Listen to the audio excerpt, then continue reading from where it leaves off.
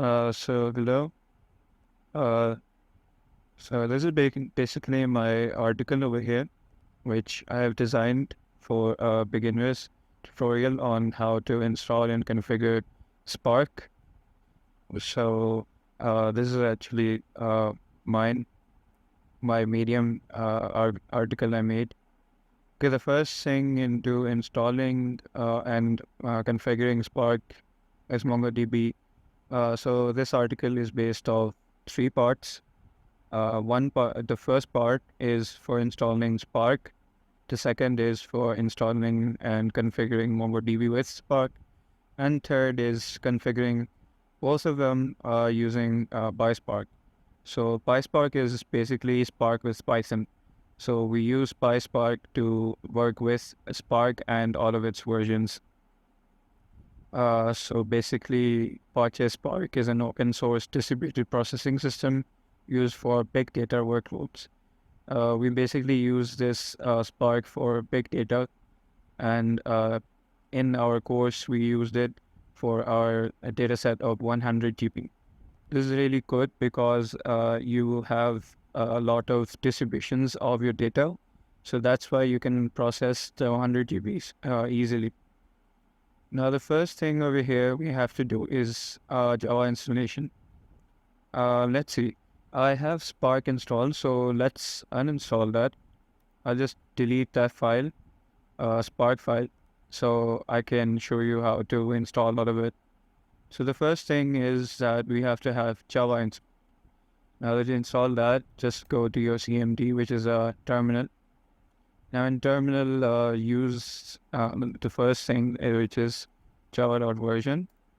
Now this gives you the version. And the version I used before was Java 8. Now I'm using the Java 11 because when you do sudo apt default GDK, then it gives you the updated version. So this version doesn't matter because you have the version over here. It's upon you which version you want to download. Now, if I didn't have Java, then over here it would say that you have to download Java or you have to install Java.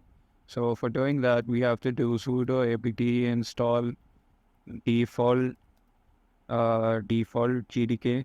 GDK is basically Java. Okay, and then means you have the terminal will do two operations over here. So and then apt install. Okay, apt install default and now gin. If I run that, let's put our password. If I run that, it will say that I have upgraded or installed everything. Now the second thing is, let's see if my Spark is working or not. See, I deleted the file so it doesn't run the Spark. So it means I have to install it again. Now, so the thing is, when you do this, when you don't have Java, then the message comes this, and you have to say yes or no. You have to say yes, of course, so it downloads and installs Java in your whole Ubuntu. After that, if you do Java / dash version, then you have the version, and it tells you what version and what development runtime you're using. After that, if you want to know which path you gave, on which path does the Java lie, then let's do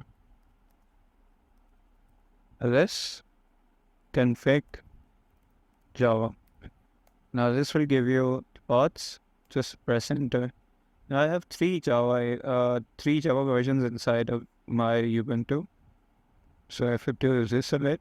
Okay, the first one is Java 11. This is an auto mode. The second one is Java 11, which is a manual mode. Don't be afraid of this. It's just a version of Java over here. The second thing you can do is you have to also work with your environment variables. Like in Windows, you have environment variables very easily. You can change them, but in Ubuntu, you have to do it manually. So to do manually, you just have to set the environments. where, so here I have set the environment to this. Now Java home will be your path to Java. Now here I use the Java 8, but you can use the Java 11 or anything you suit with a version. After that, you just say Control S and Control X. So that will get you out of it, and that will save. After that, if you want to know that where is your Java home, then just do this, and it will give you this path to your Java home. After that, you have to install Scala. For doing that, just to sudo apt install Scala. It will install the latest version or compatible version for your Ubuntu. Which is that. Let's check if I have Scala installed correctly. Yes, I have. After that, we have to now install or download Spark. I've given the link over here. So if I click this link comes above. Now to that we have to click, we have to get this link. To get this link, we have to go to this. I just cancel that. Okay, this link comes above. Then we have to copy this link. Now the second thing is where they're saying that you have to write something on the terminal. So on the terminal, let's write that and control shift V. That's the base shortcut for your terminal in Ubuntu. Control shift V. After that, you have to press enter, and now it will download all of the files you need. But I don't want to download this because I already downloaded it. So this is a new one, and I have to uninstall that. This is the thing here. This is a file which you have to download. So this was downloading over here. So it will take a lot of some time. It's about 300 or 400 MBs. When it's downloaded, you have to now extract that. So there are two methods to extract. One is from the terminal, which is quite hefty, you can say. I would go with the second method, which is just to go into your file manager, see where the Spark folder is, and just press extract here. It will just do some meds to extract, and here it is. Now, one thing I would suggest to do is rename it to Spark. So let's rename it to Spark. Rename to Spark. We have all of the folders over here. Now this is Spark, and we have extracted successfully. After that, you have to configure the environment variables for Spark. So for doing that, let's go over here. Now you have to do sudo nano-rc. You have this. This interface is really kind of boring, I would say. So let's do sudo gl -rc. Now this will give you a more basic look of code, a text editor. The first thing you have to don't mind this. This is for Kafka, not Spark. This is for the Spark. So the first thing you have to do is put the variable for Spark home. Now Spark home would be the file path of this. So file path of Spark. You can get the file path by doing this. In properties, you get the file path, which is a parent folder. Just put that path over here. After that, you have to copy paste these two lines, which I have given over here. Just copy paste these lines over there, and the code will be running. After that, you have to just say Control S and save that. You have now successfully saved that. Let's clear this. And now when you do all of those things, when you run this, then your Spark would be running. Let's give it some time. Here, Spark is successfully installed and it's working. Now after that, this is part 2 now. Part 1 is finished. So you have Spark installed now in your whole system. Let's see, Control C to make that close. After that, you have to install MongoDB from here. I have links for everything. This is an overview for installing MongoDB.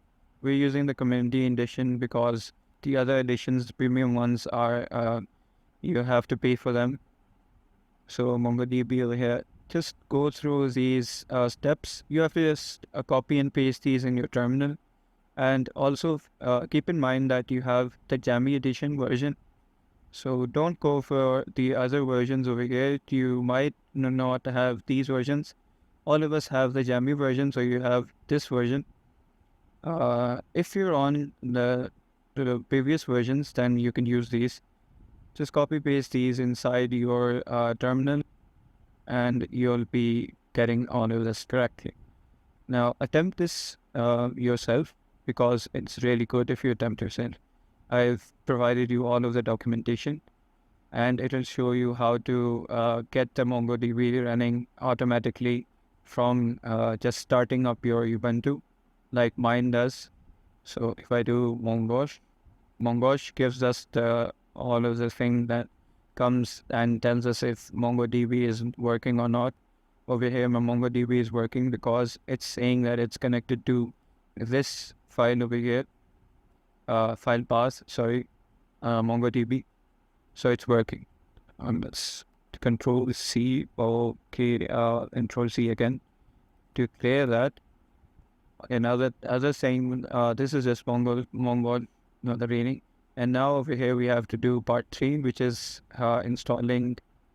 We have to do pip install Pyspark, because we are going to use Pyspark for connecting MongoDB with Spark.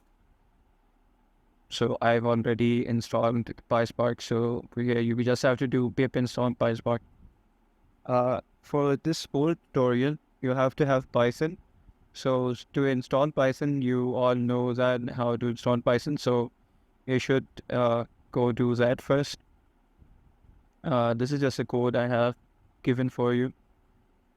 So yes, you have 2 errors which can come when you use the which you do not use first connectors or the right connectors or Java drivers for it. So if I go to this here, I've made something to guess this. Now over here, if I use the connector like 10.1.1, then there was an error coming. So it's searching for the whole connector. It searched for it and then it downloaded it. After that, just load and save. It will save it and show it. Now this is the error which you'll be getting if you use the wrong version of it. Now the version is that 10 version doesn't really work. So I should suggest that you use 3.0.2. Now if you use 3.0.2, then this would work. If I go over here and use this, sorry, I have to run this again. So give me a second. And let's change this because I have already done something in the. Just name him. I'll name him on myself. My name. So outer hack. Let's age as city and leave that like that. So append it to our database as a stage, and here we go. We have added now 2 things. John Dewey. The first thing I entered before using all of this, which was this, and this will solve your issues. Now this is a determined true process, and after that we have, if you want to see on which database you have saved all of this, then you have to go to your MongoDB Compass. Okay, let's see that MongoDB Compass. Just save and connect. You can give this a name as well. So I can use a name as well. Advanced options. Let's go with this. Save and connect. So you have to give a name and pick your favorite color and just save in. I'll just do connect for a while now. Over here we have the Pyspark tutorial as our name over here. If we start looking at this code, let me just zoom in. So the first thing is just this some libraries you have to install over this Spark. So Pyspark.sql imports Spark session. So this starts a Spark session for you. So the input URI and output URI is basically your database and collection which you use. So I use the database collection, and this is a database which you use. Sorry about that. This is a database you use, which is Spark tutorial. This database isn't present in my MongoDB over here. So if it's not present, then it'll make it set. So if it's not created before, then it will create it inside your MongoDB, and then you can save anything inside of it. After that, .dummy is your collection. If you put a dot over here, it means that after dot you have to put a name for it for your collection. After that, we have Spark session.builder. We have to build a Spark session for this. The app name, I've given it my project. You can give any name to it. After that, you have to config MongoDB with it. So the first one is MongoDB with your input URI, then MongoDB with your output URI. After that, you have to give it the jar packages, which you will use to connect MongoDB with it. So here I did get an error, which error was when I was using this version. Let's just restart this and tell you what the error is. So let me start this. So it found everything. Okay, resolved that. And over here, if I run this, it will give me an error. Over here, it gave me an error. The error is this basically. So it's a py4 a Java error. So to counter that, you should use the 3.0.2 version of connector, or you can use another connector version. I've given both connector and MongoDB Java driver files links. You can go download from those. You have to download the jar file, and just go to Spark. So my Spark is over here. Go to Spark and go to jar, and simply just save into these jar files over here. So I have jar file for this and jar file for this. Both of these should be downloaded over here. The thing is, we can download both of them over here. So we can download 3.1.2 for it, 3.1.1. So all of these are present over here. You can download any you want, and then your Spark will be fine with it. But for me, the Spark is working really good with my version, which is 3.0.2. And let's restart this, because once a session is created, you have to restart the terminal to get this. First thing is restart this and restart again, and just add this. It will add a multiple column, which is this same column. So it will add this. Now, this is how you can configure MongoDB with this. Now, I didn't show you how to install MongoDB Compass because it's easy basically. You have to just go to my link, which I have given over here for MongoDB Compass. So MongoDB Compass download GUI. Just go over here and pick Ubuntu. Pick Ubuntu and install. It's a Debian package and install or download.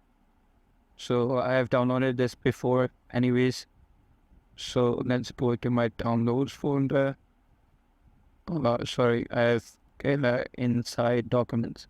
So this is MongoDB. So you have to just do open with other application and software installed. After selecting that, and then let this load a bit.